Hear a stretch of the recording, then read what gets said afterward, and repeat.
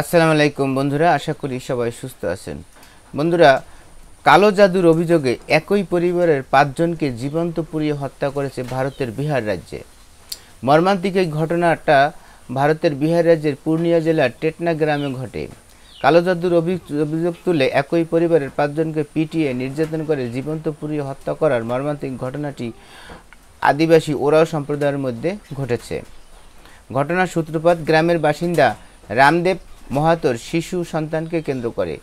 অসুস্থ শিশুটিকে সুস্থ করতে ডাকা হয় স্থানীয়ভাবে আধ্যাত্মিক জ্ঞানধারী হিসেবে পরিচিত বাবুলাল ওরাওকে। কিন্তু শিশুটির মৃত্যু হলে বাবুলালকে কালো জাদু চর্চার অভিযোগে দায়ী করা হয়। এরপরই গোটা গ্রাম চড়াও হয় বাবুলাল ও তার পরিবারের উপর। সারা রাত ধরে বাবুলাল, তার স্ত্রী সীতা দেবী, পুত্র মানজিত ওরাও, আত্মীয় আরানিয়া দেবী এবং কাকা তর্কে বেধড়ক মারধর ও অকথ্য নির্যাতনের পর জঙ্গলে নিয়ে গিয়ে জীবন্ত পুড়িয়ে হত্যা করা হয়। পরে মরদেহগুলো বস্তাবন্দি করে পানিতে ফেলে দেয় গ্রামবাসীরা। সকাল ৫টার দিকে ওই পরিবারের বেঁচে যাওয়া এক ছোট্ট শিশুর ফোন পেয়ে পুলিশ ঘটনাস্থলে পৌঁছে ৫ জনের মরদেহ উদ্ধার করে। পুলিশ জানিয়েছে, ঘটনার সাথে সরাসরি জড়িত ৪ জনের মধ্যে ৩ জনকে ইতিমধ্যে গ্রেপ্তার করা হয়েছে। পলাতক আরেকজনকে ধরতে অভিযান চলছে। তবে প্রাথমিক তদন্তে প্রায় পুরো গ্রামবাসী এই নির্মম হত্যাকাণ্ডে জড়িত বলে ধারণা করছে পুলিশ।